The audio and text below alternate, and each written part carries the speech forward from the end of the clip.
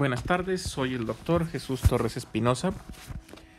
Vamos a continuar con las clases de patología. Estábamos revisando en la clase anterior algunas generalidades en torno a lo que es la patología quirúrgica.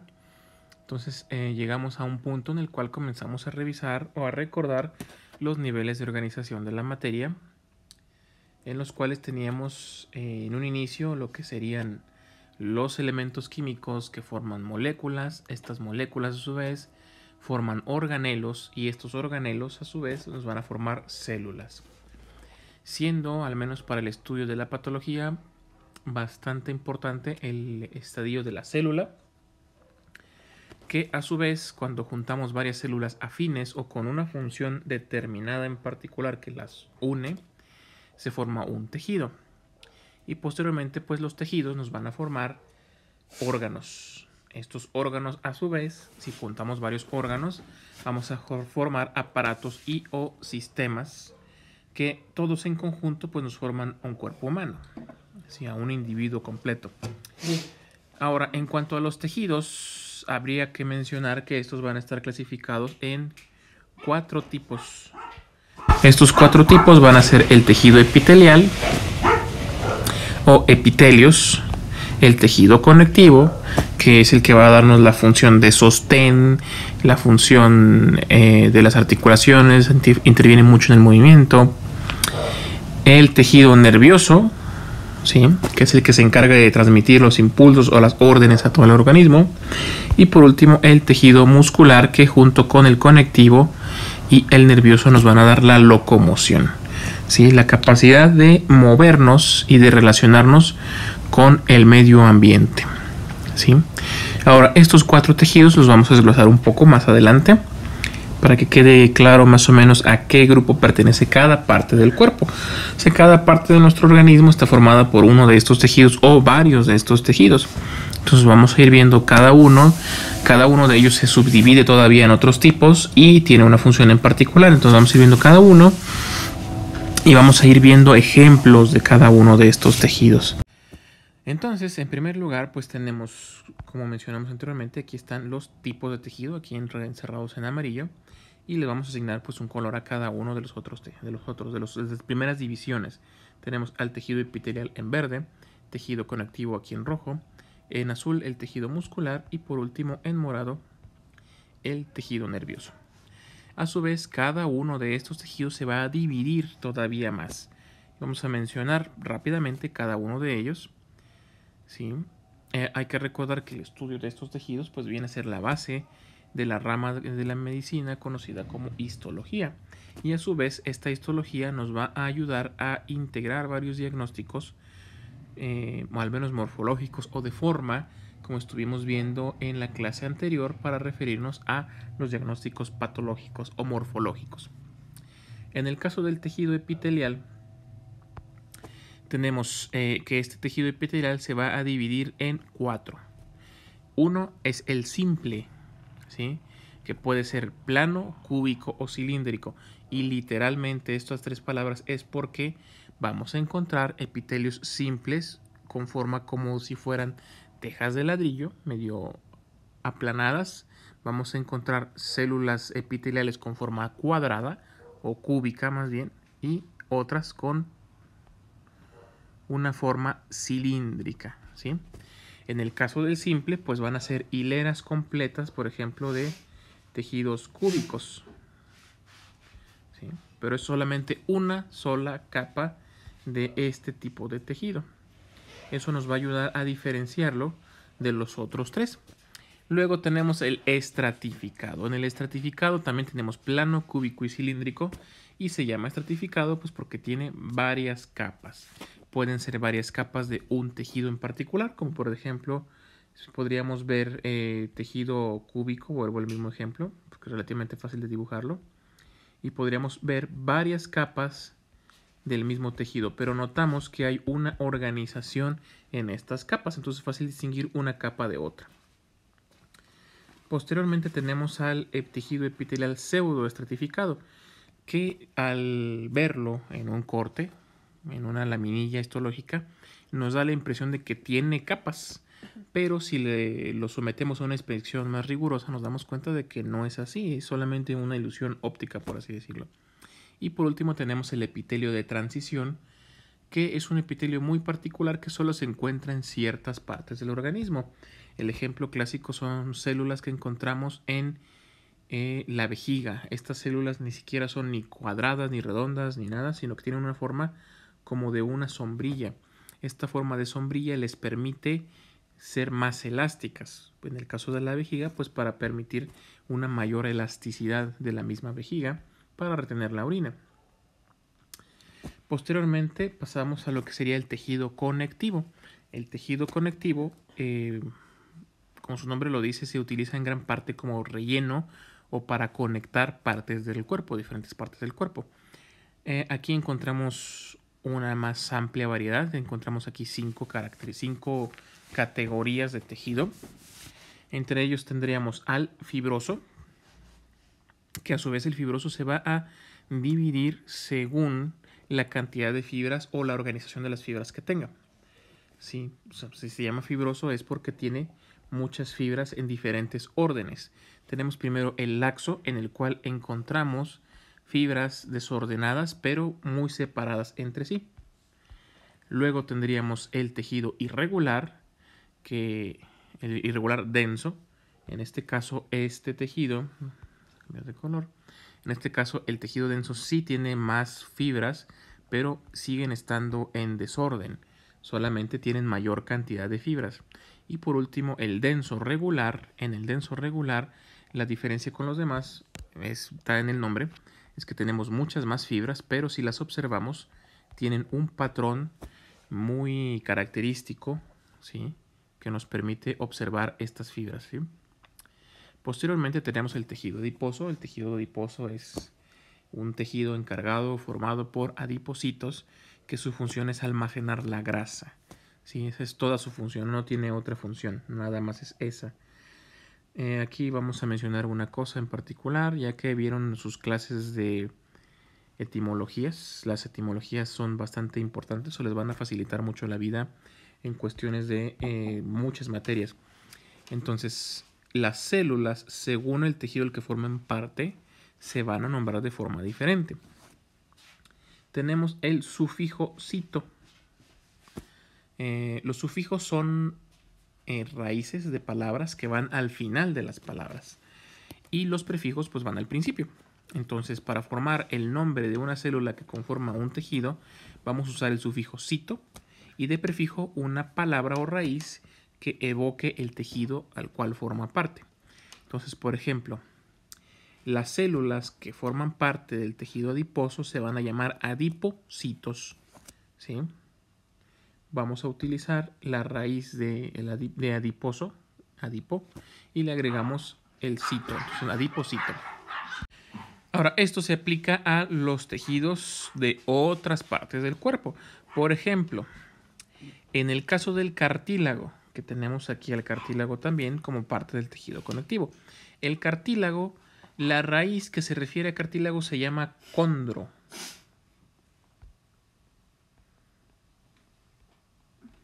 Entonces solamente le sumamos el sufijo cito y tenemos condrocito. Es una célula que va a ser célula de cartílago. Luego tenemos el hueso, por ejemplo, es otro ejemplo de este tipo de tipo de palabras y de raíces. En el hueso, el prefijo es ósteo. Entonces, la célula del tejido de hueso, del tejido óseo, va a ser el osteocito.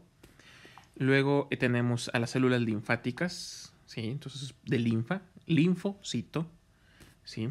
En la sangre también se aplica. En la sangre, la célula principal de transporte y de almacenaje de hemoglobina es el eritrocito.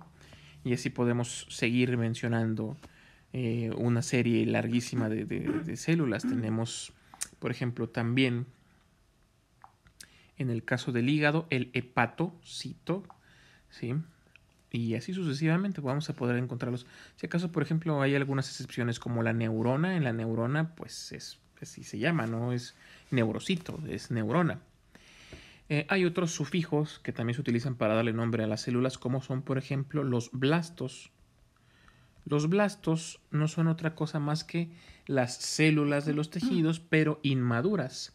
Entonces, por ejemplo, ya teníamos los condrocitos, tenemos condroblastos, que son las células principales.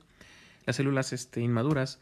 En el hueso pues tenemos los osteocitos, tendríamos los osteoblastos y así sucesivamente. Podemos seguir jugando con estas raíces para ir formando otras palabras y darles nombre a las células que conforman diferentes tejidos. Ya continuando con nuestra lista de características de los diferentes tejidos, tenemos ahora el tejido especializado de sostén. ¿Sí? Es el que va a dar marco o estructura al organismo. Lo dividimos en dos, en cartílago y en óseo. El tejido óseo lo mencionamos, lo habrán visto ya en sus clases de anatomía. Se divide en compacto y en esponjoso según la disposición de las láminas de hueso que la forman. En el caso del cartílago, el cartílago tenemos cartílago hialino, elástico y fibroso, y se va a encontrar en diferentes partes del cuerpo según sea la función que tenga. Tenemos también en esta lista al tejido hematopoyético, que son las médulas, la médula ósea roja y médula ósea amarilla, que se van a encargar de producirnos células para la sangre. ¿Sí? Como son, en este caso, el tejido hematopoyético, lo vamos a dividir en mieloide y linfoide. ¿Sí? Y por último, también es un tejido conectivo la sangre. Aunque sea un líquido, se considera un tejido porque los tejidos vienen a ser un conjunto de células con una función en particular o una función en conjunto. Y la sangre tiene una función en conjunto y es una serie de células unidas entre sí. Luego tenemos ahora también el tejido muscular, que lo vamos a dividir en tres partes: esquelético, cardíaco y liso. De estas tres partes, estos tres tipos de tejidos, la única diferencia van a ser las células que van a cambiar de forma y de características. Por ejemplo, en el tejido esquelético también se le puede llamar tejido estriado, porque si lo vemos al microscopio, son fibras, son células alargadas, pero tienen unas líneas que simulan estrías o muescas. El tejido liso, pues son nada más fibras lisas, no tienen esas muescas. Esa es la diferencia entre uno y otro. Por inverosímil que suene, así es como se diferencia el tejido muscular liso del tejido muscular estriado. Luego tenemos el tejido cardíaco. El tejido cardíaco es parecido al estriado, pero tienen sus células una forma como de pantalón. Por más raro que se escuche, ese es el nombre que le vamos a dar a estas células cardíacas. Y por último tenemos el tejido nervioso. El tejido nervioso vamos a encontrar diferentes tipos de este tejido, ya sea que lo busquemos en el cerebro, en el cerebelo o en la médula espinal. Ahora, pues ya vistos dentro de cada uno de los grupos de los tejidos, tenemos primeramente el tejido epitelial, que es, yo pienso que al que le vamos a dar más importancia en el sentido de la patología, porque las alteraciones en este tejido epitelial son las que nos van a dar varias enfermedades. ¿Sí? Por ejemplo, muchos de los cánceres gástricos, de esófago o de intestino se van a dar por células epiteliales que se van a alterar por diferentes causas. ¿Sí? Además, esto nos sirve para que puedan ver una laminilla o un corte de una laminilla. El tejido epitelial va a ser un tejido que principalmente va a recubrir y recubre varias partes del cuerpo, tales como órganos, cavidades, conductos, o en las situaciones más especializadas puede formarnos glándulas. ¿Qué tipo de glándula? Una glándula viene a ser un orgánulo, un organelo independiente que puede secretar o producir sustancias. ¿Sí? Lo vimos en fisiología cuando estuvimos viendo un poco de la fisiología del sistema endocrino, ¿sí? Que básicamente es un sistema de puras glándulas. Ejemplos de glándulas: las glándulas salivales, las glándulas sebáceas, las glándulas sudoríparas, la tiroides, el páncreas. ¿Sí? ¿Qué funciones tiene el tejido epitelial? Pues tiene funciones de protección, de transporte transcelular entre una célula y otra, de secreción, como en el caso de las células, de las glándulas, de absorción, como en el caso de los epitelios intestinales, de permeabilidad selectiva. O sea, eso quiere decir que van a permitir el paso o no de ciertas sustancias.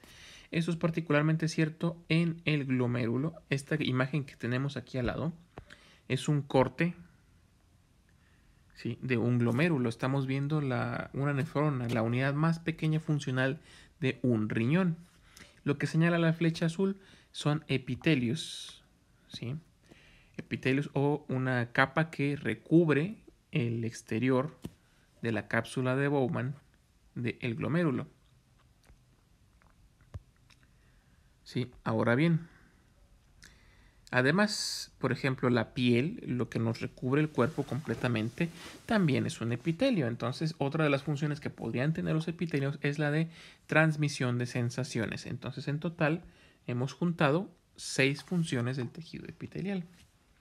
Claro que en el caso de la piel, la capacidad que tiene para transmitir esas sensaciones, pues va a depender enteramente de la interacción de la piel con el sistema nervioso, con otro tipo de tejido. La piel es capaz de transmitir las sensaciones a través de unos corpúsculos nerviosos que se encuentran integrados dentro de los diferentes estratos de la piel. Esos corpúsculos nerviosos no son exclusivos, no son capaces de transmitir todos los impulsos nerviosos, sino que cada corpúsculo transmite una sensación diferente. Entonces hay corpúsculos nerviosos para el dolor, para la sensación táctil, para el calor, para el frío, ¿sí? Este cuadro sinóptico nos da un ejemplo de los tipos de epitelios y un ejemplo de cada uno de los tipos de epitelios, ¿sí? Entonces vamos a irlo viendo poco a poco. Entonces, primeramente vamos a clasificar todos los epitelios en 2 grandes grupos. El epitelio de revestimiento es el que cubre superficies o cavidades y el epitelio de secreción, el que le va a dar forma a las glándulas. Entonces, primeramente los de revestimiento, como ya mencionamos en el cuadro anterior, se divide en 4 tipos. Se va a dividir en un epitelio simple, en un epitelio estratificado, pseudoestratificado y de transición. ¿Sí? Cada uno pues tiene un ejemplo. Los epitelios tanto simple como estratificado, todos son planos, cúbicos o cilíndricos. Simplemente son de una capa, si es simple, o de varias capas, si es estratificado. En el caso del simple plano, tenemos el corpúsculo renal en el riñón, que precisamente es la imagen que estábamos viendo en la vez anterior. Sí, precisamente es esta laminilla. Esa flecha azul está marcando un epitelio plano, simple. ¿Se fijan cómo no se... Si seguimos esta capsulita, alcanzamos a notar que no se ven que sean capas y se ve muy plano y delgado como si fuera una pequeña lámina de papel. Luego tenemos el simple cúbico, que este se ve en los folículos de las tiroides. Más adelante, incluido cuando vayamos viendo las diferentes patologías, como muchas tienen alteraciones que se pueden diagnosticar a través de estudios histológicos, vamos a ir viendo cortes de diferentes enfermedades y obviamente pues vamos a agregar algunas laminillas normales. Entonces, esto por lo pronto apréndanse los ejemplos y ya después vamos viendo imágenes de cada uno para que lo identifiquen. Así como vimos el del riñón, vamos a ir viendo cada uno de estos. El simple cúbico se encuentra, por ejemplo, en la tiroides, ¿sí? El simple cilíndrico en las glándulas mucosas del estómago, las que se encargan de producir la mucosa protectora para el estómago y el intestino. En los estratificados, tenemos el plano estratificado que se puede dividir con capa córnea o sin capa córnea. El que tiene capa córnea es la epidermis en la piel. La epidermis es la parte más superficial de la piel, la que podemos ver y tocar todo el tiempo. Se llama que tiene una capa o estrato córneo porque en la parte más superior, si lo viéramos en el microscopio, podríamos observar una serie de fibras de queratina, ¿sí? Estas fibras de queratina, pues su función es proteger a la piel de abajo, que es la que la produce la queratina. Luego tenemos sin capa córnea, que como ejemplo vamos a encontrar las células que recubren la superficie de la lengua. En el caso del epitelio estratificado cúbico, con diferentes niveles de cubo, encontramos en las glándulas sudoríparas en la piel, y el cilíndrico lo encontramos en los conductos galactóforos de las glándulas mamarias. El pseudoestratificado lo vamos a dividir en 3, con cilios, sin cilios y con microvellosidades. En este caso, los cilios van a ser por ejemplo, tenemos una célula cúbica ciliada. Si es ciliada, tiene encima unas especies como si fueran, por decirlo de forma coloquial, pelitos, ¿sí? Estos cilios son capaces de movilizar sustancias que pasen por encima de la superficie de la célula. Si no tienen cilios y es pseudoestratificado, o sea que parece que tiene capas, vamos a encontrarlo en las glándulas endometriales en el endometrio, en útero. Luego tenemos con cilios en los conductos de la tráquea. Estos cilios van a ayudar a movilizar el moco que se encuentra en esa región. Y las microvellosidades los podemos encontrar en el caso del conducto epididimiario, ¿sí? En los testículos. La diferencia entre los cilios y las microvellosidades es que las microvellosidades son un poco más largas y tienen más movilidad que los cilios. Y por último, el epitelio de transición o las células en sombrilla, para que se acuerden, así se llaman, las encontramos en la vejiga urinaria. Ya por último, pues tenemos ahora los epitelios de secreción, que son, en estos vamos a tener dos grupos. Una unidad secretora unicelular, o sea que secreta algo, pero solamente tiene una sola célula, y glándulas que se van a nombrar en general según la forma que tengan. Entonces tenemos, por ejemplo, las células caliciformes en intestino delgado y grueso. Son células que una sola célula secreta toda la sustancia. No requiere estar organizada en un tejido glandular. Y las glándulas ahora como tal, que son varias células organizadas, se dividen en acinos, tubulares y saculares. O sea, tubulares literalmente es que tienen forma de tubo, como las criptas gástricas en el estómago. Y las saculares pues tienen forma de saco, como de una bolsita. ¿Sí? Como en el caso de las glándulas sebáceas. En el caso de los acinos los vamos a clasificar en tres según su tipo de secreción, sean mucosos, serosos o mixtos. Si son mucosos los encontramos en las glándulas salivales. Estos tres los podemos encontrar en ejemplos en las glándulas salivales, solamente cambia la localización. Los mucosos en las sublinguales, las glándulas que encontramos por debajo de la lengua. Los serosos en las glándulas parótidas. Las parótidas las encontramos en el maxilar inferior por detrás y abajo de la rama ascendente. Eso lo deben de recordar sus clases de anatomía. Y los mixtos los encontramos en las glándulas salivales submaxilares, que los encontramos en la rama horizontal del maxilar inferior.